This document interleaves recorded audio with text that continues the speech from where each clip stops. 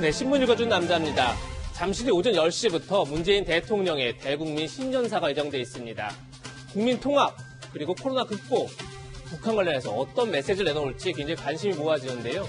잠시 뒤에 청와대를 연결해 생중계로 신년사 내용을 들은 뒤 관련 내용 집중 분석해 보겠습니다. 그럼 저와 함께 오늘 조간신문 주요 기사 살펴보시죠. 먼저 동아일보입니다. 김정은, 바이든 향해 선제 핵 타격 카드를 꺼냈습니다. 핵 추진 잠수함과 극초음속 미사일을 개발 중이다. 핵 추진 잠수함과 극초음 미사일이 있다면 이건 게임 체인저가 되는 거고 결국 우리 본토를 은밀하게 타격할 수 있다. 이렇게 위협한 겁니다. 지금 김정은 위원장의 모습과 그리고 이달 20일 취임하는 바이든 미국 대통령의 모습을 보고 계십니다. 핵을 36번이나 언급한 김정은 국무위원장, 미국을 향해 최대 주적이다 이런 표현까지 썼는데요. 잠시 뒤 문재인 대통령은 더 강경해진 김정은 위원장을 향해서 어떤 메시지를 내놓을까요? 다음은 경향신문입니다. 상주 BTJ 열방센터 기독교 선교법인의 수련 시설인데요. 여기서 집단 감염이 전국으로 확산되면서 제2의 신천지가 되는 것 아니냐 이런 우려가 커지고 있습니다. BTJ발 코로나 누적 확진자는 8개 시도에 500여 명에 달하고 있습니다. 정세희 국무총리는 모든 방문객이 검사를 받아야 한다고 그렇게 촉구하고 나섰는데요.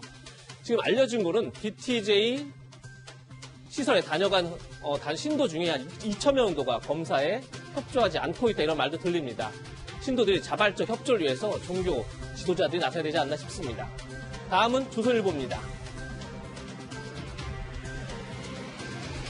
미국 민주당이 초유의 해임 이후 탄핵을 추진하고 있습니다. 그 이유가 바로 트럼프 대통령이 4년 뒤 대선에 나오지 못하도록 하겠다는 겁니다. 내란 선동 혐의로 11일 탄핵안 발의를 예정하고 있는데요. 하원서는 민주당 단독으로 의결한 뒤 상원 심리는 해임 이후에 진행하겠다는 겁니다. 공화당의 찬성표를 얻어야 하는 만큼 갈 길이 그렇게 빠르게 추진할 것 같지는 않은데 해임 이후 탄핵 정말 민주주의 역사에서 전무후무한 일이 아닐까 싶습니다. 미국의 국민 통합도 굉장히 멀고 긴 길이 여정이 되지 않을까 싶습니다. 다음은 한겨레입니다. 정인이 양모 살인죄로 법정에 서나 13일 정인이 양모에 대한 첫 공판 시작되는데 검찰이 그에 앞서서 공소장을 아동 학대 취사죄에서 살인죄로 변경할 수 있다 이런 내용입니다. 검찰은 법의학 전문가들에게 제 감정을 의뢰한 상태고 그 사회는 고의에 의한 살인죄가 마땅하다 이렇게 강조하고 있습니다. 정인이 양부모에 대한 무거운 형량도 중요하겠지만 그 전에 다시 이런 문제가 생기지 않도록 사회 감시망을 촘촘히 짜는 일에도 소홀히 해서는 안 될 것 같습니다. 지금까지 신문 읽어주는 남자였습니다. 그럼 오늘 저와 함께 돌직구를 날려줄 등판 선수 소개하겠습니다. 손정혜 변호사님 그리고 박정아 전 청와대 대변인 나오셨습니다. 윤태곤 더모아 정치 분석 실장 김수경 리 스탠포드대 박사 나오셨습니다. 어서 오세요. 오늘 저희가 준비한 키워드 3가지 소개하겠습니다. 먼저 서약입니다. 한 강성 친여단체가 범여권 의원들에게 검찰 수사권을 문재인 대통령 임기 내에 완전히 폐지하겠다 이런 내용의 서약을 받고 있습니다. 어떤 내용인지 잠시 뒤 살펴보겠습니다. 다음은 시동입니다. 안철수 국민의당 대표 오세훈 전 서울시장이 이번 주 회동한다고 합니다. 이번 주부터 야권 후보 단일화 논의가 본격적인 시동이 걸릴 것 같습니다. 이 소식도 잠시 뒤 전해드리겠습니다. 마지막은 신년사입니다. 문재인 대통령은 신년 인사회에서 마음의 통합이 중요하다 이렇게 강조했는데요. 신년사에는 어떤 내용이 담겨 있을까요? 잠시 들어보시죠. 그럼 김진의 돌직구쇼 오늘의 톱뉴스로 시작합니다.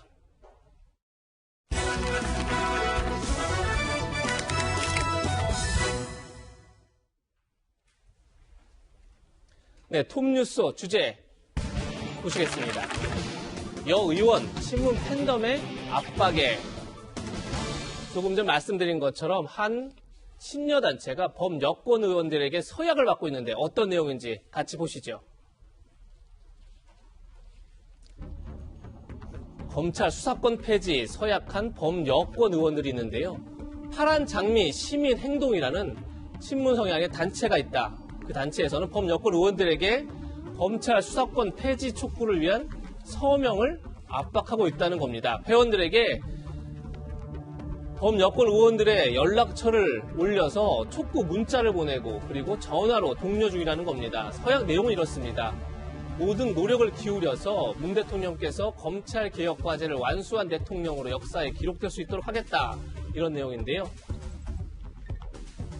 이 서약에 지금 보시는 것처럼 민주당의 김용민, 황운하, 장경태 의원, 민주당의 열린민주당의 최강욱, 김진애 의원 등 7명이 서약에 동참했다. 이렇게 단체는 밝히고 있습니다. 반면에 하루에 문자 폭탄이 50통 이상 왔다. 이런 의원도 있습니다. 그러다 보니까 다른 민주당 의원은 업무가 마비될 정도로 독촉이 오고 있다. 그리고 또 다른 의원은 단체의 실체가 불분명해서 차후에 알아보려 한다. 상당히 불편한 심경을 전하는 그런 의원들도 있습니다.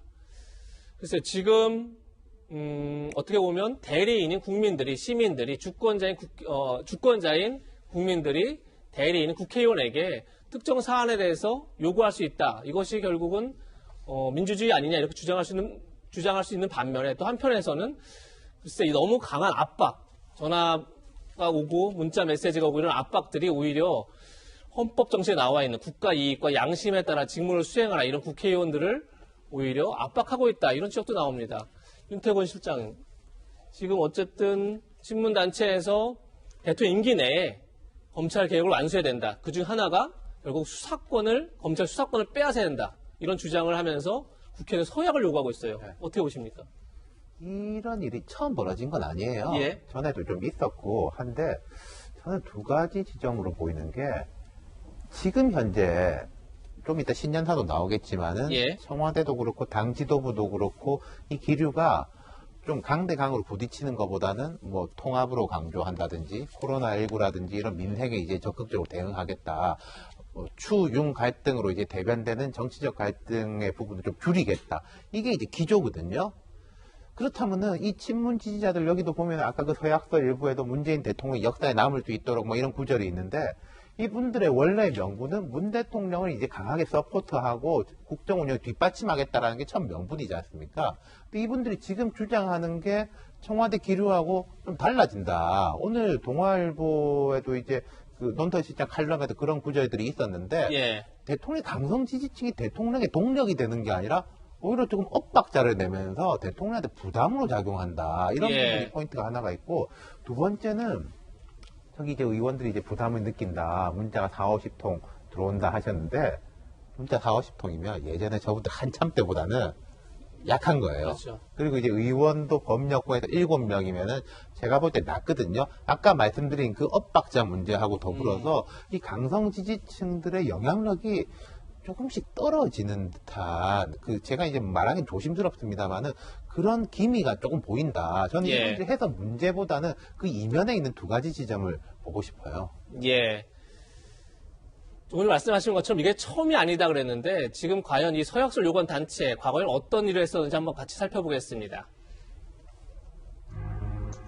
파란 장미 어떤 단체냐면 2019년 11월에도 조국 수호 검찰 개혁을 내세우며 출범을 했고 그리고 진보성의 유튜버가 주도를 하고 있는데 과거에도 서약을 요구했던 적이 있습니다. 바로 2019년 11월에 공수처법 찬성 서약서를 제출하라 이렇게 요구를 해서 국회 본회의 전광판 형식으로 모든 의원들의 이름을 붙여놓고 어느 의원이 서약을 했다, 서약을 하지 않았다 이것을 실시간으로 공개한 적이 있는 겁니다. 당시에 2019년 11월에 당시 표창원 민주당 의원은 의원들에게 특정 사안, 찬반 공문 달성을 요구하고 있다. 그런데 일반 시민들도 공신력 없는 개인이나 단체가 사익 추구하는 행위에 이용당하지 말아달라. 자식에서 지금 파란장미란 단체가 하고 있는 공수처법 개정 서약이 굉장히 특정 단체가 개인 이익을 위해서 하고 있는 것 같다. 그렇기 때문에 불편한 이런 심기를 전하는 겁니다. 박정하 전 대변인. 네. 지금 글쎄 조금 전에 윤태곤 실장 말씀하셨지만 강성 지지자들이 오히려 대통령에게 이익이 되는 게 아니라 부담을 주고 있다. 이렇게 했고 그때보다 동력이 많이 떨어진 것 같지만 여전히 지금 또 서약을 요구하는 그런 운동을 하고 있는데 박 전 대변인은 어떻게 보십니까? 저는 이제 새로운 양태로 소위 말하는 친문, 그러니까 강성 지지자들 팬덤이라고 하는 이 지지자들의 양태가 변화해 가고 있는 것 아닌가. 그래서 결과적으로 어떻게 귀결될지는 좀 더 지켜봐야겠습니다만은 우리가 그동안 많이 배워왔던 민주주의의 형태와는 좀 다른 모습으로 가고 있는 것 아닌가라는 생각이 듭니다. 과거 저희가 그 이전 총선 때 얘기 나왔습니다만 무슨 친박감별사 이런 얘기 나왔었잖아요. 이거 보면은 이 강성 일부 지지자들이 요구하면서 소위 지금 형태에 와서는 좀 친문 감별사를 자기들이 만들어내고 국정의 방향을 본인들이 좌지우지하려는 이런 모습들로 변해가고 있는 느낌이 들어요. 유 실장님 좀 전에 언급했지만 저 동아일보 제가 아침에 보고 갖고 나왔는데요. 박재균 논설주간 이렇게 얘기합니다. 우리 인이 하고 싶은 대로 하지 마라. 이 결국에는 과거에는 인이 하고 싶은 대로 해에서 이제는 우리가 시키는 대로 해라고 가고 있는 모습이거든요. 이게 미국에서 지금 의사당 점거한 거 우리 봤잖아요. 트럼프 대통령의 열혈 지지자들이 그 대통령 선거를 부정하면서 보여줬던 그 몰지각한 행태들을 봤었는데 네. 그런 모습들의 양태도 나올 수 있는 우려마저 들게 하는 그런 모습들을 좀 보이고 있습니다. 마저 보면은 뒤에 우리 지금 워싱턴에 나가 있는 이정은 특파원이 같은 얘기를 쓰고 있어요. 눈치 보고 굴복하는 정치인, 그들이 치를 대가는 어떻게 되느냐 이런 제목의 칼럼을 쓰거든요. 예. 제가 보면은 그 국회의원으로서 그다음에 정치 지도자로서 국민과 헌법에 맞춰서 양심에 맞춰서 뭔가 일을 해야 되는데 이제는 점점 갈수록 이 강성 지지자들의 요구에 의해서 이리저리 휘둘리는, 결국엔 그래서 꼬리가 몸통을 휘둘려서 전체 민주주의 상태를 훼손시킬 수 있는 그런 상태로 갈 수도 있다는 우려에 저는 굉장히 걱정스러운 시각으로 이 상황을 좀 보고 있습니다. 네. 김수경 박사님, 제가 처음에 이제 이런 말씀 드렸는데 이게 어쨌든 대의민주주의 속에서 주권자가 대리인인 국회의원한테 어떤 사안한테 요구할 수 있는 것 아니냐, 그런 이제 관점이 있을 수 있고요. 또 하나는 그렇다 하더라도 국회의원을 압박해 나가는 건 어떻게 보면 헌법에 국회의원은 국가 이익과 양심에 따라 직무를 행한다 이렇게 돼 있는데 오히려 그걸 반하는 건 아니냐, 이런 또 시각도 있을 수 있을 것 같아요. 김 박사님은 어떻게 보십니까? 이제 이 단체가 2019년 11월에 이제 출범을 했습니다. 이 파란 장미라는 뜻이 그 꽃말이 포기하지 않는다, 기적 이런 걸 의미한다고 해요. 그래서 이제 아마 이제 검찰 개혁과 이제 기치를 내건 것은 조국 전 법무부 장관을 수호하고 예. 검찰 개혁을 이루겠다, 이제 이러한 기치를 내걸고 이제 출범을 했고, 공수처 설치 법안에 대해서 어느 의원이 서약을 했고 그 현황을 다 이제 실시간으로 유튜브나 아니면 이제 홈페이지를 통해서 공개를 했는데, 일종의 말하자면 이제 좌표를 찍어준 거죠. 요즘 말로 하면 누가 이걸 서약했고 안 했는지. 예. 그렇기 때문에 우리가 안 한 사람들에게는 더 압박을 가해서 이 공수처 설치 법안에 대해서 찬성하게끔 만들어야 된다. 이제 그러한 식의 행동을 시민 행동을 했던 그런 단체인데요. 이제 이 단체가 이제 구성 자체가 본진이 있고, 말하자면 특공대라고 말하는 팀이 있어서 이제 특공대들은 이제 주로 전화를 돌리거나 문자를 국회의원한테 직접 보내서 이거 어떻게 할 거냐 이제 압박하는 거죠. 그래서 물론 이제 아까 앵커가 말씀하신 것처럼 어쨌든 국민이 뽑은 국회의원에게 국민의 뜻을 전달하고 국민의 뜻을 관철시키게끔 하는 것이 대의민주주의의 또 일부일 수도 있다는 생각은 듭니다만, 이런 식으로 압박을 해서 소위 말하는 속칭 좌표를 찍어서 이렇게 굴복시키는 식으로 국회의원을 몰아가는 것은 별로 이렇게 건강한 방식은 아니라는 생각도 들고요. 또 한편으로는 만약에 제가 공수처 설치를 찬성하고 싶어요. 하지만 예. 이렇게 서약까지 해가면서 예. 내가 여기에 이렇게 서약하겠다고 사인까지 해가면서 하고 싶지 않을 수 있잖아요. 내가 충분히 검토하고 양심에 따라서 결정하고 싶은데 이렇게 압박을 받아서 마치 내가 결정한 것처럼 모양새가 되는 것도 국회의원 입장에서는 별로 안 좋을 것 같거든요. 그래서 물론 뭐 있을 수 있는 일이고 논란의 지점이 여럿 있습니다만 조금은 좀 더 이렇게 압박하거나 굴복시키는 식의 형태를 띤 자기 생각의 관철이 그렇게 바람직한지는 사실 잘 모르겠다는 생각이 듭니다. 네. 강성 지지층들이 오히려 여권에 부담이 되고 있다 이런 지적들이 많이 나오고 있는 상황인데 민주당의 강성 당원이라고 해야 될까요? 이런 투표를 진행하고 있습니다. 민주당 권리당원 게시판에 지난 6일 날 이낙연 대표의 퇴진을 요구하는 글이 올라왔다고 합니다. 아마도 사면론 관련해서 당에서 역풍 맞았었는데 그와 관련해서 일부 권리당원들이 이낙연 대표의 퇴진을 요구하는 투표를 벌인 겁니다. 보시는 것처럼 그랬더니 찬성이 3,000표가 좀 넘었고 반대가 6,000표 넘었습니다. 그러고 나자 이낙연 대표의 지지층으로 알려져 있는 당원들이 오히려 이재명 경기도지사 측에서 이낙연 대표 퇴진을 요구하는 거 아니냐 이런 이제 의혹을 갖고 이번에는 이재명 경기도지사 출당을 위한 투표에 나섰다는 겁니다. 그때 찬성이 6,000표 정도가 나왔고 반대가 300표 정도가 나왔다 이렇게 알려지고 있습니다.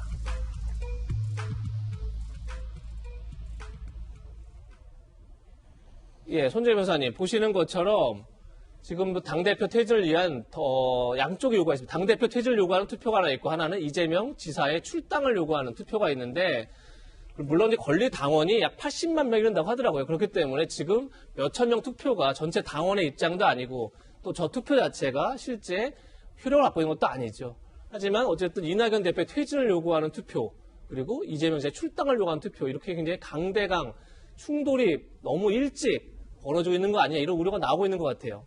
계기는 있었죠. 이게 계기가 됐던 것은 이낙연 대표가 쏘아올린 사면론과 관련한 내부 민심이 충돌하고 있다라고 보시면 될 것 같은데 사면론을 꺼내드니까 아니 그럼 촛불 민심을 배신하는 것이냐라고 친문 강성 지지층 일부에서 이제 목소리가 나왔던 것이고 이 목소리는 결국 이재명 지사를 지지하는 지지층에서 이낙연 대표를 견제하기 위해서 적극적으로 이 퇴진론이라든가 사면 반대론을 제기하는 거 아니냐. 그러면 누가 민심을 받고 있는지를 한번 투표를 해보자라고 권리당원 게시판에 저렇게 투표하는 내용까지 나오고 있는 상황인데 말씀하신 것처럼 친문의 어떤 민심의 향배를 저 투표로 가름하기는 쉽지 않다라고 보입니다. 다만 사면론과 관련해서도 민주당 내부에서는 의견이 굉장히 분분하다. 그리고 대선 과정에서 지금 대선 주세 1, 2 후보가 지금 저렇게 투표 대상이 된 거 아니겠습니까? 굉장히 경선 과정이 치열하고 가열될 것이다라는 건 자명한 상황입니다. 나아가서는 권리당원에 계신 분들은 사실 다 민주당 후보 찍을 것으로 예상이 돼요. 그래서 저 표가 다른 데로 가지는 않을 것 같습니다. 그러면 경선 과정에서 얼마나 잡음 없이 평화적으로 후보를 선출하고 본선에서 이 네거티브나 좀 상처받지 않도록 후보가 잘 관리하는지가 지도층의 숙제로 보여서 벌써부터 저런 퇴진, 그러니까 뭐 예를 들면 인기 투표하듯이 누구를 경선에서 누굴 뽑을 것인가요도 아니고 퇴진, 출당 이런 가격한 언어로 투표하는 것은 좀 우려된다라고 말씀드릴 수 있습니다. 네, 조금 전 투표 결과 다시 좀 보고 계신데 윤태권 실장 지금 보시면 어쨌든 이낙연 대표의 퇴진을 요구하는 투표에서는 반대가 훨씬 많습니다. 그러니까 퇴진에 반대한다 이게 많고 이재명 지사의 출당을 요구하는 건 출당해라 이렇게 찬성이 훨씬 많아요. 이러다 보니까 일부 언론에서는 결국 이낙연 대표가 판정승한 거 아니야 이렇게도 분석하던데 어떻게 보십니까? 저게 그러니까 일단 기본적으로 퇴진되지도 않을 거고 출당되지도 않을 거지 않습니까? 저기서 뭐 아무리 많이 나온다고 해가지고 이게 되겠어요? 효력형 투표가 아니죠. 네, 저런 식의 논쟁이 벌어지는 것 자체가 민주당 입장에서 부정적이고 그리고 이제 이재명 지사가 원래 이제 뭐 통가혁, 뭐 손가락 혁명군 해가지고 이제 강한 온라인 지지층, 이 소수지만 결집된 지지층 가지고 있지만은 민주당 게시판에서 활동하는 저기도 이제 80만 명 중에서 총 해봤자 한 10,000명, 7,000명 정도밖에 안 되는데 뭐 얼마 대표성이 있겠습니까만은 열혈적으로 게시판에서 활동하는 사람들 사이에서는 아직도 반감이 강하다 이런 부분. 그러니까 앞으로 저거는 아까도 제가 말씀드린 파란 장미하고도 연결이 되는 건데 예. 민주당이 지금까지는 저런 분들을 동력으로 삼았는데 이제는 점점 대통령의 국정 운영도 그렇고 앞으로 자 서울시장 후보 경선도 있고 당대표 경선도 있고 그다음 대통령 후보 경선도 있을 그렇죠. 겁니다. 여기에서 저분들의 이제 좋게 말하면 에너지, 나쁘게 말하면은 좀 분열이라든지 갈등의 도화선이 될 걸 어떤 식으로 좀 관리라고 할까요? 그렇게 해나갈 건가는 정말로 큰 숙제일 거예요. 그게 단적으로 보여주는 거죠. 이게 뭐 이낙연한테 유리하다, 이재명한테 불리하다 그렇게 따질 게 아니고요. 네. 민주당 내에 당원들 사이에서 벌써부터 대선, 전초전이 벌어지고 있다 이런 지적이 나오는 건데 뭐 얘기한 것처럼 당의 에너지가 될지 아니면 당의 갈등 요인이 될지는 지켜봐야겠지만 대선 주자들로 꼽히는 인물들도 이미 대선 전초에 들어갔다 이렇게 볼 수 있는 상황들이 있습니다. 바로 재난지원금을 둘러싼 논쟁이 계속 격화되고 있는 건데요. 먼저 이재명 지사가 지역 화폐로 전 국민 지급을 요청한 게 지난 4일입니다. 그랬는데 지난 7일 날 정세균 총리가 덜 풀자 같은 단세포적 논쟁에서 벗어나야 한다. 굉장히 강도 높게 강경한 발언으로 이재명 지사를 비판했었죠. 그랬더니 곧바로 또 이재명 지사는 노무현 전 대통령의 책에서 반려에 포획됐다 이 구절 인용합니다. 서민들은 사투를 벌이는데 반려들의 균형 재정 신화에 갇혀 있다. 어떻게 보면 정세균 총리의 재반격을 했다 이렇게 볼 수 있는 건데요. 이어서 이낙연 대표도 어제 신속하게 4차 지원을 준비해야 된다. 3차 지원이 오늘부터 시작되는데 시작되자마자 4차 지원 얘기를 꺼낸 겁니다.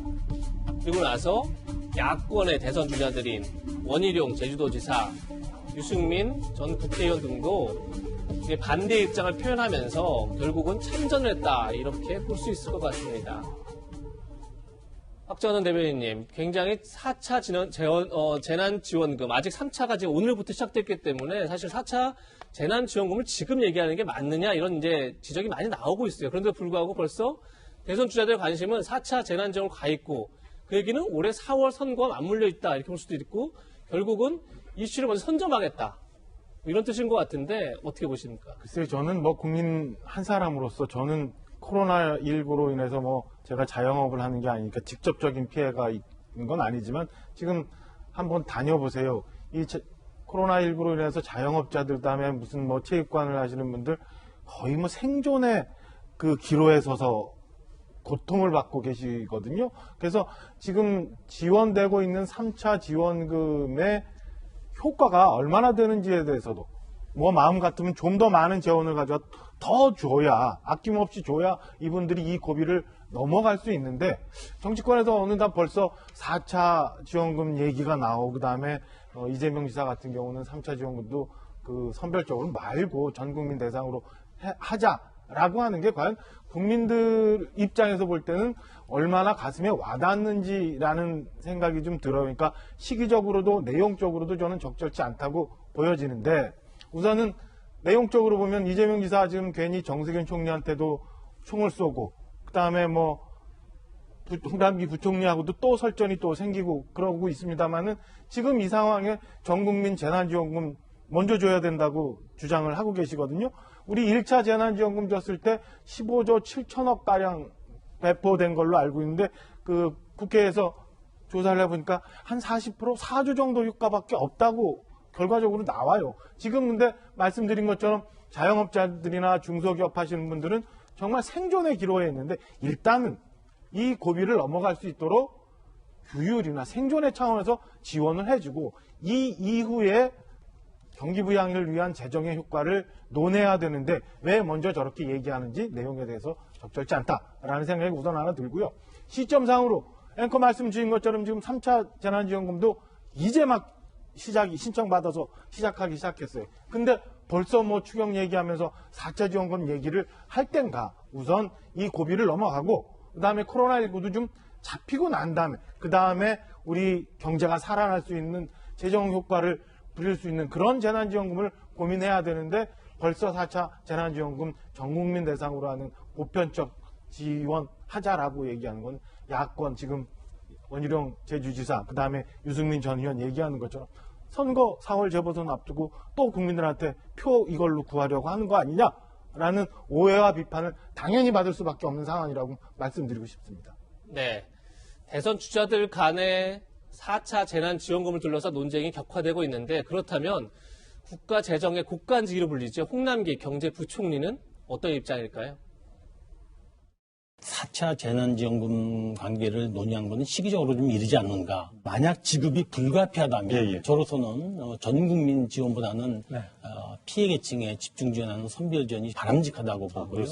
정부의 재정도 화수분이 아니기 때문에 한정된 재원이라면 피해 계층의 지원을 두텁게 하는 것이 경제 전체 구조로 바람직하지 않느냐 하는 얘기고요. 네, 홍남기 부총리는 정부 재정이 화수분이 아니다. 계속 나오는 게 아니니까 피해 계층을 더 두텁게 지원해야 된다. 이런 입장인데요. 임수경 박사님, 지금 1차, 2차 재난지원금이 지난해 나갔고 지금 3차 재난지원금을 지금 지급하고 있고 이 상황에 대해서 뭔가 좀 효과를 분석한 다음에 과연 1차 전 국민 줬던 게 과연 얼마나 효과가 있었는지 2차, 3차 선별적으로 지원하는 게 얼마나 효과가 있는지 좀 본 다음에 4차 재난지원금 얘기를 꺼내야 되는 게 아닌가 이런 생각도 드는데요. 그게 이제 아마 이제 분석들을 많이 하고 있고요. 뭐 보고서도 나오고 있기는 하는데 이제 어떤 지표를 보느냐에 따라서 그 분석이 굉장히 차이가 있을 수도 있고 또 지금 상황이 워낙 위중하다 보니까 오랜 기간 동안 그걸 분석할 시간이 없죠. 그래서 아마 지금 굉장히 그 단편적인 분석만을 가지고 이제 판단을 할 수밖에 없는 그런 상황인데요. 그 홍남기 부총리 같은 경우는 당연히 경제 수장이기 때문에 돈이 많으면 당연히 모두에게 주고 싶겠죠. 하지만 이게 경제 수장이 어쨌든 정부의 곳간을 책임지고 있고 이 재정을 담당하고 있는 사람의 입장에서는 이렇게 4차 지원금을 논의하는 것도 시기상조일 뿐더러 모두에게 주는 것이 재정 건전성에 어려움을 준다는 이야기를 할 수밖에 없을 것 같아요. 이분은 원래 1차 재난지원금 얘기 나올 때부터도 선별적으로 줘야 된다는 입장이었거든요. 왜냐하면 국가의 재정에 너무나 큰 부담이 되기 때문에. 그래서 이게 어떤 옳고 그름의 문제라기보다는 어떤 실무를 담당하고 있는 사람의 입장에서는 저렇게 얘기할 수밖에 없는 것 같다는 생각이 들고요. 또 사실 어떤 것을 더 중요시 보느냐의 차이인 것 같아요. 어떤 건강으로 이제 비유를 하자면 기초 체력을 더 뒷받침할 것인가 아니면 지금 당장 아픈 곳을 핀셋으로 치료할 것인가의 어떤 차이인데 지금 이제 홍남기 부총리의 이제 이야기는 지금 당장 위중한 사람들에게 좀 더 집중적인 케어가 필요하다고 판단을 하고 있는 것 같고 근데 당의 입장에서는 특히나 이제 뭐 선거를 앞둔 입장에서는 이낙연 뭐 대표도 말을 했지만 그 전 국민에게도 지원하는 것을 해야겠다라는 얘기를 할 수밖에 없을 것이고 홍남기 부총리가 그런 당의 목소리를 더구나 선거를 앞두고 거스르고 계속해서 그런 선별적인 지원을 주장할 수 있을지는 사실 조금 의문인 상황입니다. 네, 저희도 앞으로 국회 논의를 지켜보겠습니다. 이번에는 야권 소식으로 이어가겠습니다. 두 번째 이슈는 4번 승부, 2번 카드. 무슨 의미일까요? 결국 안철수 국민의당 대표는 국민의당이 4번이죠, 기호가. 4번을 고집하고 있습니다. 결국은 당 밖에서 단일화 협상을 하자 이렇게 주장하고 있는 거고 제1야당 국민의힘은 기호가 2번이죠. 어떻게 해도 국민의힘을 안으로 안철수 대표를 끌어들여서 단일화를 통해서 기호 2번을 유지해야 된다 이런 입장인 것 같습니다. 이런 가운데 안철수 대표가 먼저 외연 확장에 나섰습니다. 김동길 연세대 명예교수를 만난 직후에 올린 글입니다. 거기서 보면 나무를 베는데 6시간이 주어진다면 나는 도끼를 가는데 4시간을 쓸 것이다. 이게 아마 미국 링컨 대통령의 말인가 본데요. 이 말을 인용한 다음에 이제 썩은 나무를 벨 시간이 다가왔다. 그러면서 썩은 나무를 베고 희망의 나무를 심기에 좋은 날이 머지않을 것입니다. 이런 글을 올렸습니다. 또 김동길 박사님 서재 테이블에 눈길이 갔다 그러면서 윤석열 검찰총장 직무 복귀를 결정한 법원 판결 기사가 일면에 실린 12월 지난해죠. 25일자 신문이 맨 위에 놓여 있었다. 그러면서 박사님은 꼭 그 위로 안철수 서울시당 당선 일면 기사가 놓여지길 고대한다. 이런 격려를 주셨다는 겁니다. 윤태권 실장님, 지금 안철수 대표는 이미 대선 이제 출마 선언을 했었고, 그 서울시장 보궐선거 출마 선언을 했고, 그러면서 굉장히 다양한 활동을 하는데, 그중 한 활동이 지금 이번에 본 것처럼, 김동길 명예교수 하면 사실 굉장히 약간 우파 인사다 이렇게 볼 수 있습니다. 그런데 굉장히 우파 인사를 만나가면서 우파 인사 자신을 지지하고 있다.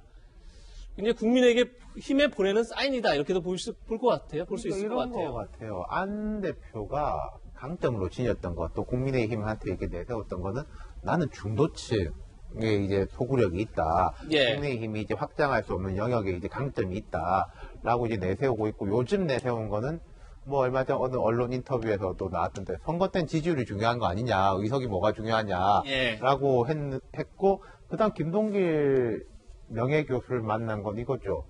나는 우파 쪽에도 강점이 있을 수 있다. 당선 가능성을 바탕으로 우파의 지지도 이끌어낼 수 있다라는 식으로 말하자면 하나하나 이 국민의힘을 압박해 들어가는 쪽으로 행보를 보이고 있어요. 지금 이제 전반적으로 뭐 야권의 지지율이 높아지고 거기에 국민의힘의 지지율이 높아지는 게 있습니다만은 국민의 당 지지율도 높아지더라고요. 그리고 또 그 안에서는 안철수 대표 개인 지지율이 높아지고 있으니까 지금까지 안 대표가 단일화를 여러 번 했지 않습니까? 성공한 것도 있고 실패한 것도 있고 한데 별로 이제 성과를 개인적으로 못 거뒀죠. 근데 제가 볼 때는 학습 효과가 분명히 있긴 있는 것 같아요. 한 3번, 4번 이런 걸 이제 거대 정당을 상대로 해보다가 보니까 어떤 식으로 좀 압박을 하고 승부를 해야 되는지 게임의 룰을 좀 익힌 것 같다. 그런 생각이 드네요.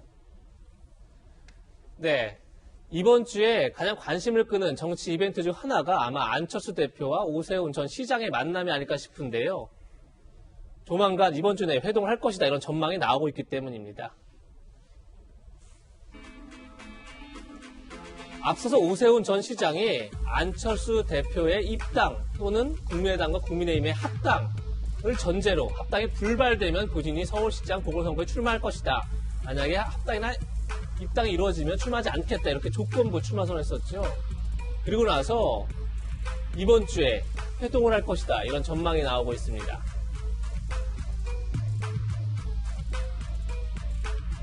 안 대표 측은 오 시장이 제시한 대로 17일까지 입당해서 경선에 참여하겠다고 할 가능성은 별로 없다.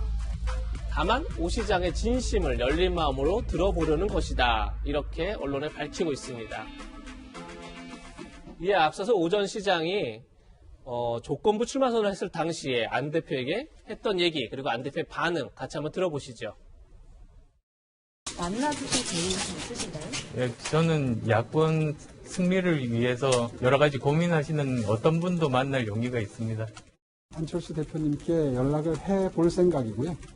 네, 만나주신다면 저는 뭐 정말 즐거운 마음으로 기쁜 마음으로 만나 뵙고 간곡하게 아까 말씀드린 내용을 전달하려고 합니다. 만남 요청은 오늘 뭐 직후에 바로 이제 계속 시장을 한다고 저희가 봐도 될까요?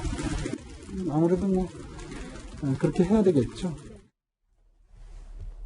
네, 안철수 대표와 오세훈 전 시장의 만남이 주목받는데 또 다른 이유가 있을 겁니다. 박원순 전 서울시장의 등장을 알린 두 주역이다 이런 말도 나옵니다. 오세훈 전 시장 같은 경우는 무상급식 주민투표가 결렬되면서 시장직을 사퇴했고 그러면서 보궐선거가 있었죠.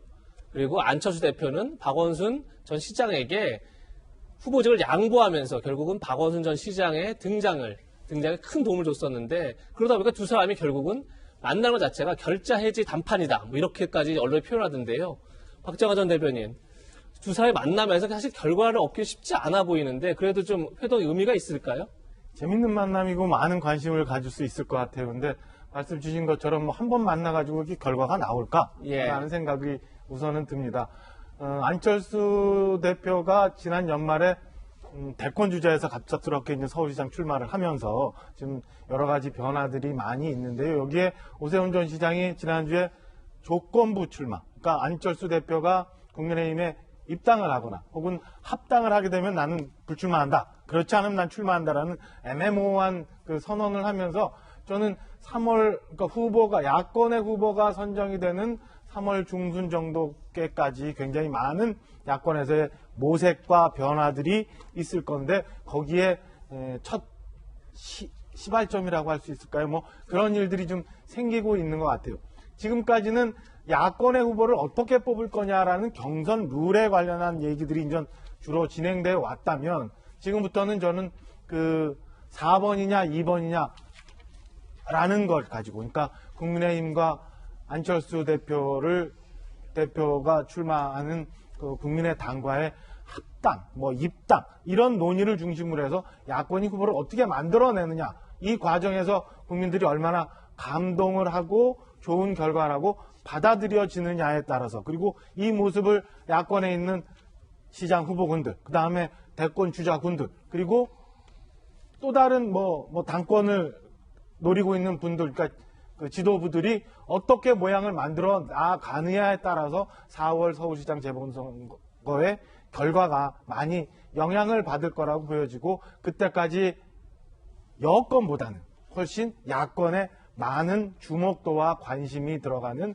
야권의 시간이 이제 시작이 되어가고 있다라고 해석을 하고 싶습니다. 네. 안 대표 오전 시장의 회동을 앞두고 국민의힘 쪽에서는 당대당 통합을 압박하는 목소리가 나오고 있습니다. 한번 들어보시죠.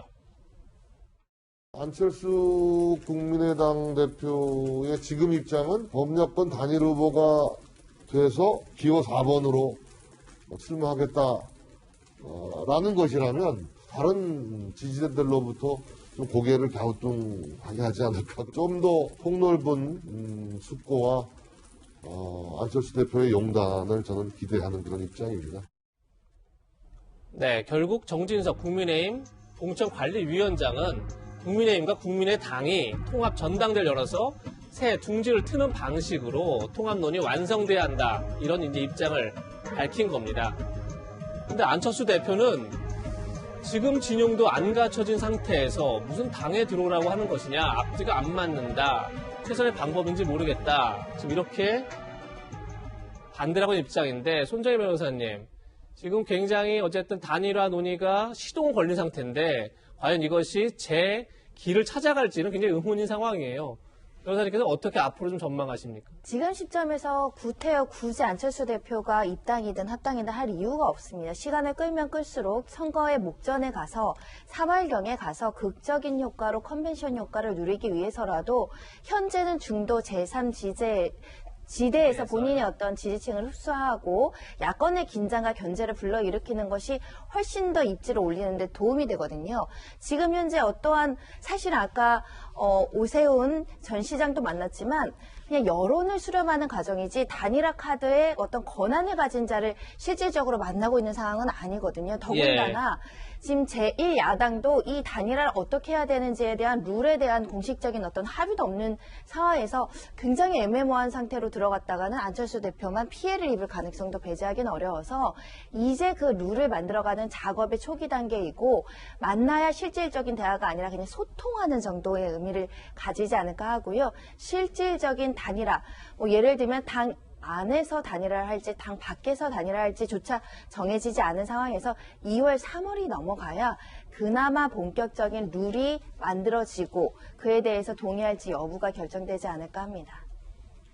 네, 지금 야권의 단일화 논의가 시동 걸렸지만 사실 당장 결론을 내기 쉽지 않은 상황이죠. 그런 상황에서 범야권에서는 당대당 통합이나 입당을 강요하는 것에 대해서 부정적인 여론도 나오고 있습니다.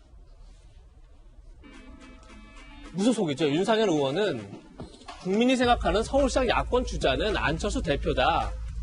현실을 겸허히 인정해야 한다. 기득권을 고집하지 않는 유연한 자세가 필요하다. 그것이 정권 교체를 갈망하는 유권자에 대한 예의다. 이렇게 강조했습니다. 김무성 전 의원도 입당, 합당 공방으로 밀당하는 모습에 국민들께서 짜증을 내지 않을까 걱정이 된다. 모처럼 형성된 야권 통합 분위기가 기득권 주장 때문에 어려워질까 걱정이다. 이렇게 비판했습니다. 윤태권 실장님, 지금 뭐 여러 가지 논의 중에 있는데 그중에 입당, 합당도 있고 지금 윤상현 의원이나 김무성 전 의원 같은 경우는 입당, 합당 이렇게 강요하지 말아라. 어차피 자연스럽게 야권주와 통합이 될 텐데 그때까지 너무 안철수 대표를 압박하는 게 보기 좋지 않다. 뭐 이렇게 또 주장하는 것도 같아요. 두 가지가 있는 것 같아요. 처음에 이제 김종인 비대위원장하고 국민의힘 뭐 지도부 이런 쪽에서는 입당 말고는 없다. 뭐 하지 말아라. 라는 식이었지 않습니까? 최소 합당인 것 같아요. 근데 국민의 입장에서 볼 때 제일 안철수 대표를 끌어들일 수 있는 제일 최소한이 합당이지 이제는 뭐 개별 입당은 아닐 정도로 힘의 이제 균형이 이루어졌다. 그게 또 묘한 것이 손정희 변호사님도 이제 지적하셨지만 안 대표 입장에서는 뭐 급할 거 없다. 나 좀 끝까지 가자. 계속 이 분위기 즐기겠다라고 묘한 게 김종인 비대위원장도 그런 분위기란 말이에요. 국민의힘에서 좋은 후보를 만드는 게 나의 최고 관심사다라고 하면서 제가 우리 방송에서도 한번 말했지만 2말 3초까지는 이걸 좀 끌고 갈 생각이다. 그럼 이제 끌어올릴 자신이 있다. 이런 계산인 것 같은데 그렇다면은 두 사람 사이가 안 좋은 두 사람이 타임테이블로만 보면은 비슷한 그 지평을 보고 있다. 반대로 한 중간쯤 되는 사람들은 또 이제 뜻이 다른 것 같아. 그리고 흔히 이제 국민의힘은 무슨 생각이냐? 라는 질문을 제가 기자들한테 받을 때도 그러는데, 예. 국민의힘이라는 게 누구를 말하는 거냐? 과연. 예. 김종인 위원장과 지도부를 말하는 것이냐? 다수 의원들을 말하는 거냐? 지지층을 말하는 거냐? 이게 지금 단일하지가 않아요. 그러니까 안 대표가 이렇게 계속 좀 밀어붙일 수 있는데, 안 대표가 그런데 이런 건 있습니다. 과거에도 보면 항상 좀 정강후약인 게 있었거든요. 이번 그걸 탈피할 수 있을지. 그리고 김무성, 윤상현 이런 사람들이 조금 뭐 안철수 쪽에 서포트 역할을 한다면은 예. 그게 이제 힘의 균형이 어느 정도 이루어질 수 있는 점도 있는 거죠. 박찬원 대변인, 지금 얘기를 들어보면 국민의힘 내부에서도 김종인 임신유 위원장과 그다음에 의원들 간의 의견이 달라서 사실 단일화된 의견이 나오겠느냐 이렇게 좀 지적하고 있는데요. 이제 시기가 지나면서 한번 봐야 되는 것 같아요. 지금 말씀 주신 것처럼 김종인 위원장, 그 다음에 지금 공천관리위원장인 정진석 의원, 그리고 원내를 책임지고 있는 주호영 원내대표, 그리고 각 개별 의원들이 다 생각들이 조금씩 다 달라요. 이게 지금 그 안철수 대표가 향후 어떤 선택을 해 나갈지, 그리고 국민의힘에 있는 서울시장 후보군들이 국민적인 지지를 어느 정도 받아들여 갈지, 이 헤게모니 싸움에서 어느 쪽으로 추가 기울어지느냐가 이 사람들의 그 선택, 그리고 야당 전체의 모습이 어떻게 변해가느냐를 결정할 거라고 저는 보여집니다. 네. 지금 보시는 화면은 청와대에서 문재인 대통령이 2021년 대국민 신년사를 발표하기 위해 본관 나서는 장면입니다. 지금부터 청와대 직접 연결해서 생중계를 듣고 대통령 신년사와 관련해서 상세한 내용을 각각 짚어서 패널들과 다시 한번 대화를 나눠보도록 하겠습니다.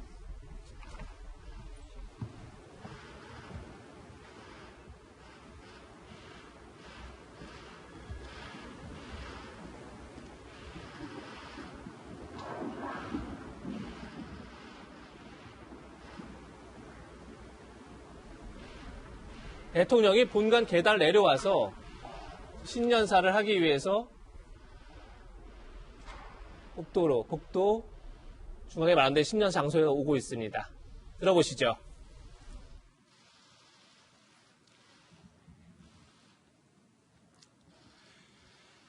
존경하는 국민 여러분, 신축년 새해를 맞았습니다. 희망을 기원하면서도 마음이 무겁습니다. 새해가 새해 같지 않다는 말이 실감납니다.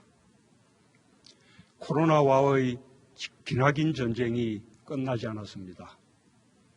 생명과 안전이 여전히 위협받고 유례없는 민생 경제의 어려움이 지속되고 있습니다. 일상을 상실로 가는 아픔도 계속되고 있습니다. 고난의 시기를 건너고 계신 국민들께 깊은 위로의 말씀을 드립니다. 그러나 새해는 분명히 다른 해가 될 것입니다. 우리는 함께 코로나를 이겨낼 것입니다. 2021년은 우리 국민에게 회복의 해, 포용의 해, 도약의 해가 될 것입니다.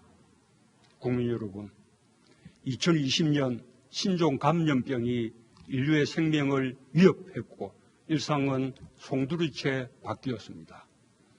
우리 또한 예외가 아니었습니다. 세계 경제도 대공황 이후 최악의 침체를 겪었습니다. 우리 경제 역시 마이너스 성장을 면치 못했습니다. 모두가 어렵고 힘들었습니다. 국민들은 1년 내내 불편을 감수해야 했습니다. 그러나 우리는 꺾이지 않았습니다. 위기 속에서 대한민국은 오히려 빛났습니다. 의료진들은 헌신적으로 환자를 돌봤고 국민들은 스스로 방역의 주체가 되었습니다. 우리 국민들은 이웃의 안전이 곧 나의 안전이라는 지극히 평범한 진실을 놀라운 실천으로 전 세계에 보여주었습니다. 국민들이 자발적으로 구상한 창의적인 방역 조치들은 신속하게 현장에 적용되었습니다. 한국의 진단키트와 드라이브 스루 검사 방법과 마스크 같은 방역 물품들은 세계 각국에 보급되어 인류를 코로나로부터 지키는 데 크게 기여했습니다. K방역은 국민 한 사람 한 사람의 헌신과 희생 위에 세워진 것입니다. 세계 최초로 전국 단위 선거와 입시를 치러냈고 봉쇄 없이 확산을 최대한 억제하며 OECD 국가 중에서도 손꼽히는 방역 모범 국가가 된 것은 우리 국민들이 만들어낸 누구도 깎아내릴 수 없는 소중한 성과입니다. 우리 국민들의 상생정신은 경제 위기를 극복하는 데에도 가장 큰 힘이 되었습니다. 착한 임대료 운동을 시작으로 착한 성결제 운동과 농산물 꾸러미 운동이 이어졌고 어려움을 겪고 있는 이웃들과 함께 사는 길을 찾았습니다. 노동자들은 경제 위기 극복에 앞장섰고 기업들은 최대한 고용을 유지해 주었습니다. 우리 경제는 지난해 OECD 국가 중 최고의 성장률로 GDP 규모 세계 10위권 안으로 진입할 전망이며 1인당 국민소득 또한 사상 처음으로 G7 국가를 넘어설 것으로 예측됩니다.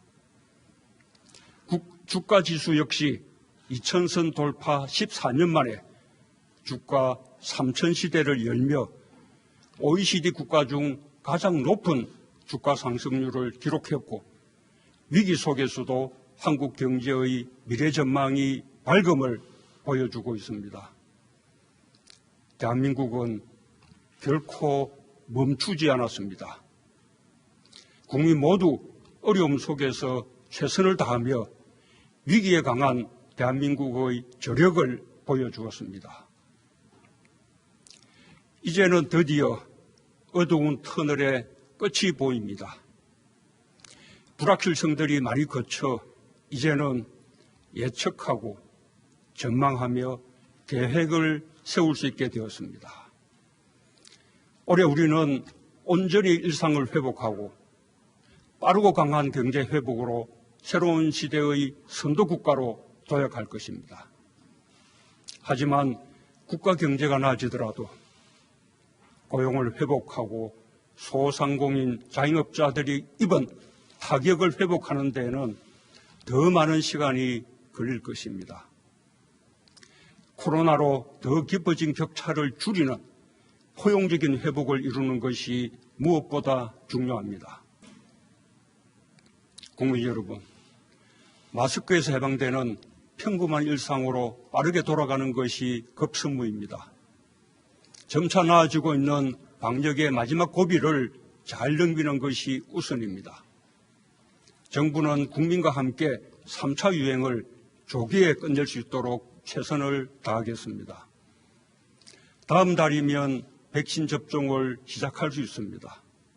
우선순위에 따라 순서대로 전 국민이 무료로 접종받을 수 있도록 하겠습니다. 우리 기업이 개발한 치료제의 심사도 진행 중입니다. 안전성의 검사와 허가, 사용과 효과에 이르기까지 전 과정을 투명하게 공개하겠습니다. 자체적인 백신 개발도 계속 독려할 것입니다. 백신 자주권을 확보하여 우리 국민의 안전과 국제보건협력을 강화하는 데 기여할 수 있도록 하겠습니다. 경제에서도 빠르고 강한 회복을 이룰 것입니다. 이미 우리 경제는 지난해 3분기부터 플러스 성장으로 전환했습니다. 지난해 12월 수출은 2년 만에 500억 달러를 넘었고 12월 기준으로는 역대 최고치를 기록했습니다. 이 기세를 이어 우리 경제는 올해 상반기에 코로나 이전 수준을 회복하게 될 것입니다. 민생 경제에서는 코로나 3차 확산의 피해 업종과 계층을 지원하기 위해 오늘부터 280만 명의 소상공인 자영업자와 특수고용직, 프리랜서, 돌봄 종사자를 비롯한 87만 명의 고용 취약계층에게 3차 재난지원금을 지급합니다. 충분하지 않은 줄 알지만 민생경제의 회복을 위한 마중물이 되기를 기대합니다. 정부는 이에 그치지 않고 민생경제 회복을 위해 앞으로도 정책 역량을 총동원하겠습니다. 상반기 중에 우리 경제가 코로나 이전 수준으로 회복될 수 있도록 확장적 예산을 신속하게 집행하고 110조 원 규모의 공공과 민간 투자 프로젝트를 속도감 있게 추진하겠습니다. 민생경제의 핵심은 일자리입니다. 지난해보다 5조 원 늘어난 30조 5천억 원의 일자리 예산을 1분기에 집중 투입하겠습니다. 특히 청년, 어르신, 장애인을 비롯한 취약계층을 위해 직접 일자리 104만 개를 만들 예정입니다. 함께 위기를 극복하기 위한 고용안전망과 사회안전망도 한층 강화됩니다. 청년층과 저소득 구직자들이 취업지원 서비스와 함께 생계비를 지원받을 수 있는 국민취업지원제도가 이달부터 시행됩니다. 지난해 예술인들에 이어 오는 7월부터 특수고용직까지 고용보험 적용이 확대될 예정입니다. 그동안 부양 의무자가 있다는 이유로 생계급여를 받지 못했던 어르신과 한부모 가정, 저소득 가구 모두 이달부터 생계급여를 받을 수 있게 되었으며 내년부터는 모든 가구의 부양 의무자 기준을 폐지합니다. 앞으로 전 국민 고용보험제도, 상병수당 등 고용안전망과 사회안전망 확충 노력을 계속해 나가겠습니다. 위기일수록 서로의 손을 잡고 함께 가야 합니다. 함께 위기에서 벗어나야 일상으로 돌아가는 일도 그만큼 수월해집니다. 지난해 적극적인 일자리 창출과 저소득층 지원 노력으로 다른 나라들에 비해 고용 충격을 완화할 수 있었습니다. 저소득층에 대한 정부 지원을 대폭 늘려 재정을 통한 분배 개선 효과도 크게 늘어났습니다. 하지만 아직 부족합니다. 민생 회복과 안전망 확충을 위해 더욱 노력하겠습니다. 불편을 참고 이웃을 먼저 생각해 주신 국민들의 노력이 헛되지 않도록 격차를 좁히는 위기 극복으로 보답하겠습니다. 주거 문제의 어려움으로 낙심이 큰 국민들께는 매우 송구한 마음입니다. 주거 안정을 위해 필요한 대책 마련을 주저하지 않겠습니다. 특별히 공급 확대에 역점을 두고 빠르게 효과를 볼 수 있는 다양한 주택 공급 방안을 신속히 마련하겠습니다. 국민 여러분, 코로나로 인해 세계 경제가 빠르게 바뀌고 있습니다. 비대면 경제와 디지털 혁신이 가속화되고 4차 산업혁명이 앞당겨지고 있습니다. 코로나 이후 변화하는 세계 시장을 선점하기 위한 각국의 경쟁도 더욱 치열해질 것입니다. 미래는 준비하는 자의 몫입니다. 우리 경제도 선도형 경제로의 대전환에 나섰습니다. 자동차, 조선과 같은 우리 주력 산업들이 경쟁력을 되찾고 있습니다. 자동차 생산량은 지난해 세계 5강에 진입했고 조선 수주량은 세계 1위 자리를 되찾았습니다. 정부가 역점을 두어온 시스템 반도체, 미래차, 바이오 헬스 등 3대 신산업 모두 두 자릿수 수출 증가율을 보이며 새로운 주력 산업으로 빠르게 자리매김하고 있습니다. 미래에 대한 투자도 꾸준히 늘고 있습니다. 연구개발 투자 100조 원 시대가 열렸습니다. 세계에서 5번째 규모입니다. 코로나 상황 속에서도 제2의 벤처 붐이 더욱 확산되어 지난해 벤처 펀드 결성액이 역대 최대인 5조 원에 달하고 벤처 기업 증가, 고용 증가, 수출 규모 모두 사상 최대를 기록했습니다. 우리 경제의 혁신 속도는 상생의 힘을 통해 더욱 빨라질 것입니다. 우리는 대중소기업의 협력으로 일본 수출 규제의 파고를 이겨냈고 광주에서 시작된 상생형 지역 일자리는 전국으로 확산되어 전기차, 첨단 소재 등 새로운 성장 동력을 키우고 있습니다. 올해부터 본격적으로 추진되는 한국판 뉴딜의 핵심 또한 사람과 상생입니다. 한국판 뉴딜이 본격 추진되면 대한민국은 전국 곳곳에서 변화가 일어날 것입니다. 새로운 인재를 육성할 것이며 새로운 성장 동력과 양질의 일자리가 창출될 것입니다. 디지털 뉴딜과 그린 뉴딜은 국민의 삶의 질을 바꾸게 될 것입니다.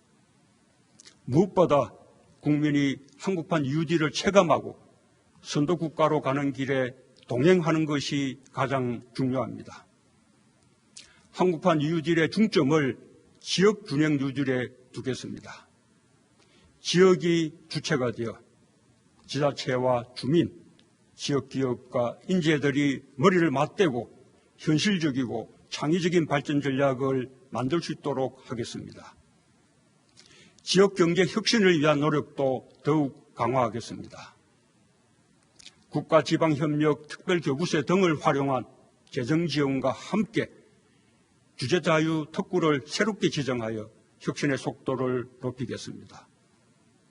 또한 국가균형 발전을 위한 대규모 초강력 프로젝트를 신속하게 추진하고 생활 SOC 투자를 늘려 지역 주민의 삶의 질을 더욱 높이겠습니다. 한국판 뉴딜이 지역균형 유지를 통해 우리 삶 속에 스며들고 기존의 국가균형 발전 계획과 시너지를 낸다면 우리가 꿈꾸던 혁신적 포용국가에 성큼 다가설 수 있을 것입니다. 정부는 민간이 활발하게 참여할 수 있도록 뉴딜 펀드 조성과 제도 기반 마련에 힘쓰겠습니다. 디지털 경제 전환, 기후위기 등 지역균형 발전 등 뉴딜 10대 영역의 핵심 입법을 조속히 추진하고 기업과의 소통과 협력을 강화해 나가겠습니다. 국민들께서도 적극적으로 참여해 주시기 바랍니다. 사회가 공정하다는 믿음이 있을 때 우리는 함께 사는 길을 선택할 수 있고 실패해도 다시 일어설 수 있다는 용기로 혁신의 힘이 강해질 수 있습니다. 우리는 공정의 힘을 믿으며 그 가치를 바로 세워가고 있습니다. 권력기관 개혁은 견제와 균형을 이루는 일입니다. 법 질서가 누구에게나 평등하고 공정하게 적용되도록 하는 것입니다. 우리는 지난해 오랜 숙제였던 법 제도적인 개혁을 마침내 해냈습니다. 공정경제 3법과 노동 관련 3법은 경제민주주의를 이뤄낼 것이며 성장의 지속 가능성을 높여줄 것입니다. 모두 오랜 기간 형성된 제도와 관행을 바꾸는 일이만큼 현장에 자리 잡기까지 많은 어려움과 갈등 요소가 있는 것이 사실입니다. 다양한 이해관계자들과 긴밀히 소통하고 협력하여 개혁된 제도를 안착시켜 나가겠습니다. 코로나 시대 교육 격차와 돌봄 격차의 완화, 필수 노동자 보호, 산업재해 예방, 성범죄 근절, 학대 아동 보호 등 우리 사회 각 분야에서 새롭게 제기되는 공정에 대한 요구에도 끊임없이 귀 기울이고 대책을 보완해 가겠습니다. 국민 여러분, 기후변화와 같은 지구적 문제들을 해결하기 위해서도 상생의 정신이 발휘되어야 합니다. 우리 국민들은 자신이 좀 불편해도 자연과 더불어 살아가겠다는 강한 의지를 갖고 있습니다. 올해는 기후변화 협약 이행 원년입니다. 정부는 그동안 우리 경제 구조의 저탄소화를 추진해 왔습니다. 그 노력을 확대하여 올해 안에 에너지와 산업을 비롯한 사회 전 분야에서 2050 탄소 중립 추진 계획을 구체화할 것입니다.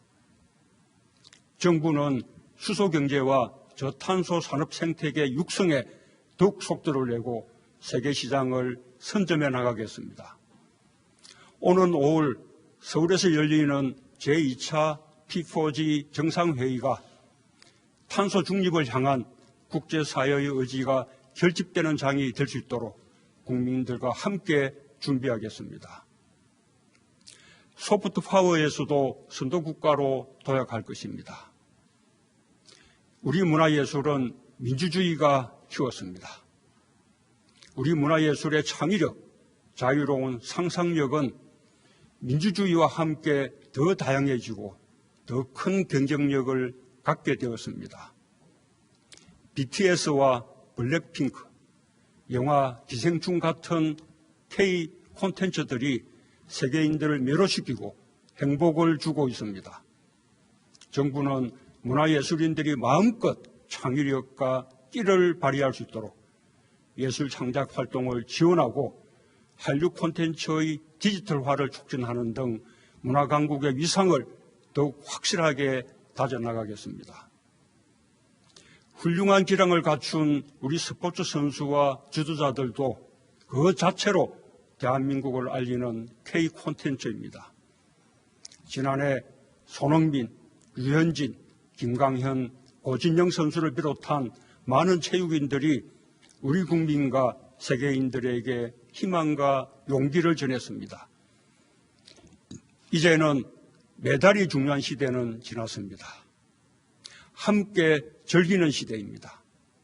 정부는 전문 체육인들과 생활체육인들이 스포츠 인권을 보장받으면서 마음껏 스포츠를 즐길 수 있도록 간섭 없이 지원하겠습니다.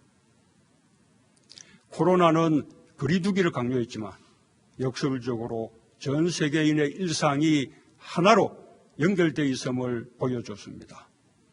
한국은 당당한 중견국가로서 선진국과 개도국이 서로를 더 잘 이해하며 상생할 수 있도록 가교국가의 역할을 다할 것입니다.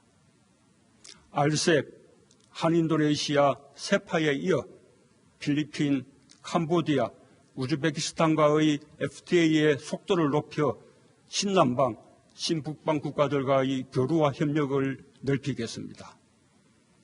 중국, 러시아와 진행 중인 서비스 투자 FTA, 브라질, 아르헨티나를 비롯한 메르코수르, 멕시코 등 태평양 동맹과의 협상을 가속화하고 CPTPP 가입도 적극 검토하겠습니다. 한일 관계의 미래지향적 발전을 위해서도 계속 노력해 나갈 것입니다. 우리의 검증된 보건의료 역량과 높은 시민의식, 우수한 문화 역량과 디지털 기술의 발전, 탄소 중립 사회의 의지, 높아진 국제사회에서의 역할과 위상을 통해 대한민국은 소프트 파워에서도 책임 있는 선도국가의 길을 당당하게 걸어갈 것입니다. 국민 여러분, 올해는 남북이 유엔에 동시 가입한 지 30년이 되는 해입니다. 한반도 평화와 번영이 국제사회에도 도움이 된다는 것을 남북은 손잡고 함께 증명해야 합니다. 전쟁과 핵무기 없는 평화의 한반도야말로 민족과 후손들에게 물려줘야 할 우리의 의무입니다. 정부는 미국 바이든 행정부의 출범에 발맞추어 한미동맹을 강화하는 한편 멈춰있는 북미 대화와 남북 대화에서 대전환을 이룰 수 있도록 마지막 노력을 다하겠습니다. 남북 협력만으로도 이룰 수 있는 일들이 많습니다. 평화가 곧 상생입니다. 우리는 가축 전염병과 신종 감염병, 자연재해를 겪으며 서로 긴밀히 연결되어 있음을 자각하고 있습니다. 우리는 많은 문제에서 한 배를 타고 있습니다. 남북 국민들의 생존과 안전을 위해 협력할 수 있는 방안을 찾아야 합니다. 코로나에 대응하는 과정에서 상생과 평화의 물꼬가 트이기를 희망합니다. 동북아 방역보건협력체, 한아세안 포괄적 보건의료 협력을 비롯한 영내 대화에 남북이 함께할 수 있길 바랍니다. 코로나 협력은 가축 전염병과 자연재해 등 남북 국민들의 안전과 생존에 직결되는 문제들에 대한 협력으로 확장될 수 있을 것입니다. 협력이 갈수록 넓어질 때 우리는 통일의 길로 한 걸음씩 나아갈 수 있습니다. 한반도 평화 프로세스의 핵심 동력은 대화와 상생 협력입니다. 언제든 어디서든 만나고 비대면의 방식으로도 대화할 수 있다는 우리의 의지는 변함없습니다. 지금까지 남과 북이 함께한 모든 합의, 특히 전쟁 불용, 상호간 안전보장, 공동번영의 3대 원칙을 공동 이행하는 가운데 국제사회의 지지를 이끌어낸다면 한반도를 넘어 동아시아 지역을 중심으로 한 평화, 안보, 생명 공동체의 문이 활짝 열릴 것입니다. 존경하는 국민 여러분, 마스크는 지금까지 아주 쉽게 구입할 수 있었고 인류의 삶에서 그리 주목받는 물품이 아니었습니다. 그러나 코로나가 닥쳐오자 마스크는 자신을 지키기 위한 보호 장비이면서 동시에 배려의 마음을 표시하는 아름다운 물품이 되었습니다. 필수 노동자라는 말도 새롭게 생겨났습니다. 코로나를 겪으면서 보건, 돌봄, 운송, 환경미화, 콜센터 종사자와 같이 우리의 일상 유지를 위해 없어서는 안 될 필수적인 역할을 하는 분들의 노고를 새롭게 깨닫게 되었습니다. 우리는 주변에서 흔하게 보던 물품 하나가 어느 순간 가장 중요한 물품이 될 수 있다는 것을 깨달았고, 마찬가지로 우리는 꼭 필요한 역할을 하면서도 제대로 된 처우를 받지 못하는 분들이 여전히 많다는 것도 새삼 느끼게 되었습니다. 지난해 우리는 우리 사회에 정말 중요한 것이 무엇인지 돌아볼 수 있었습니다. 모두의 안전이 나의 안전이라는 사실을 되새기며 함께 행동에 나설 수 있었습니다. 2021년 우리의 목표는 분명합니다. 회복과 도약입니다. 거기에 포용을 더하고 싶습니다. 일상을 되찾고 경제를 회복하며 격차를 줄이는 한 해가 될 것입니다. 코리아 디스카운트 시대가 끝나고 코리아 프리미엄 시대로 나아가는 선도국가 도약의 길을 향할 것입니다. 지난해는 위기에 강한 나라 대한민국을 재발견한 해였습니다. 2021년 올해는 회복과 포용과 도약의 위대한 해로 만들어냅시다. 감사합니다.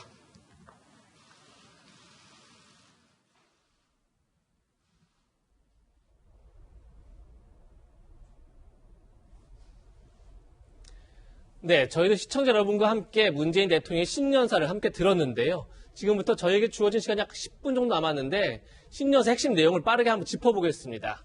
윤태곤 실장님, 내일 이제 많은 언론들이 신년사를 이제 기사를 쓸 텐데 들었을 때 가장 핵심 내용은 뭐였으며 총평을 한번 해주시죠.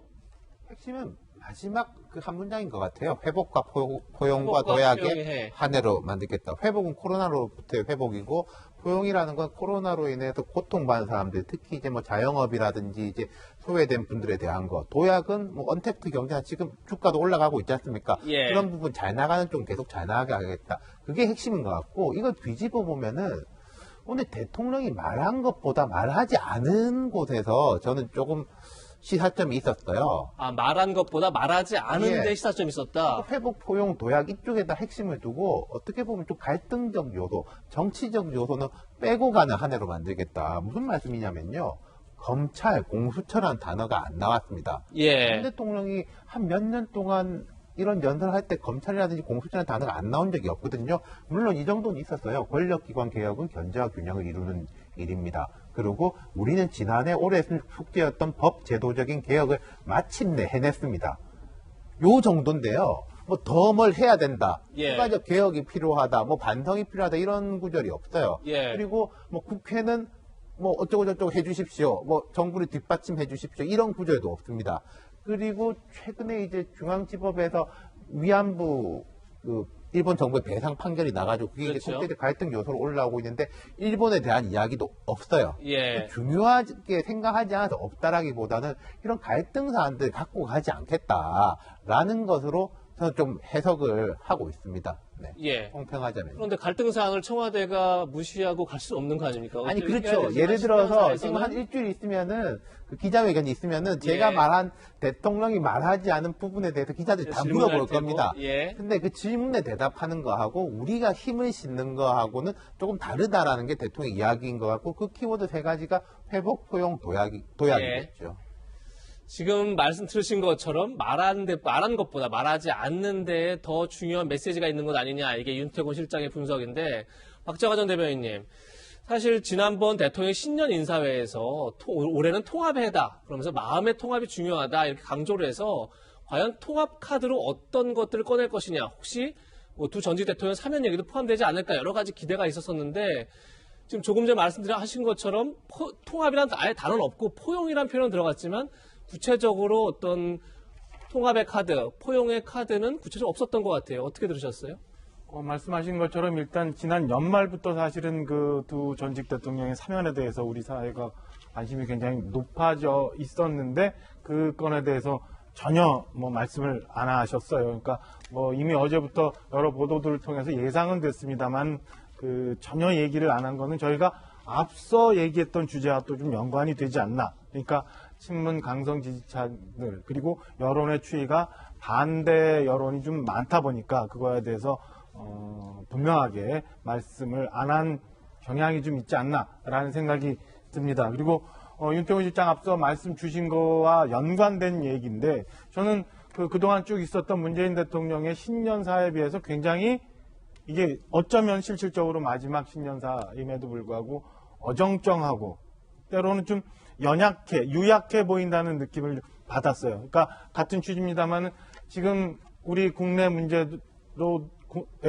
굉장히 많은 갈등 요소들이 있고 풀어가야 될 경제적인 문제들도 굉장히 많고 우리 한반도를 중심으로 해서 국제사회도 쌓아놓고 있는 여러 가지 현안들이 많은데 그런 거에 대해서 분명한 입장이 안 나와 있거든요. 과거에 비하면 굉장히 애써 피해가려는 모습들을 좀 보였던 것 아닌가라는 저는 아주 좀 박하게 평가를 좀 하고 싶은데요. 그런 면에서 최근에 일부 정치를 떠난 대통령, 정책에만 집중하는 대통령의 모습을 청와대가 만들어가겠다는 일부 보도도 있었는데 그런 거를 염두에 뒀던 건지라는 생각이 들 정도로 저는 조금 너무 이제 1년 4개월 정도 남은 기간 동안에 대통령으로서 그러니까 우리나라 최고 통치자이자 최고의 정치 지도자로서 뚫고 나가야 되는 무슨 결기나 아니면 정책의 전환이나 방향 수정이나 이런 거에 대해서 전혀 언급이 없었던 것은 어떤 의미인지 굉장히 좀 아쉽게 느껴진 대목이었습니다. 네. 사실상 문재인 대통령이 정책을 펼 수 있는 마지막 집권 기이다 보니까 과연 북한을 향해서는 어떤 메시지를 낼지 굉장히 관심이 많았죠. 앞서서 이미 김정은 국무위원장은 8차 노동당 당대회를 결선하면서 이런 얘기를 했었습니다. 김정은 국무위원장은 8차 당대회 결산 보고에서 무려 36번이나 핵을 언급했습니다. 새로운 핵 잠수함 설계 연구가 끝났다. 최종 심사 단계에 있다.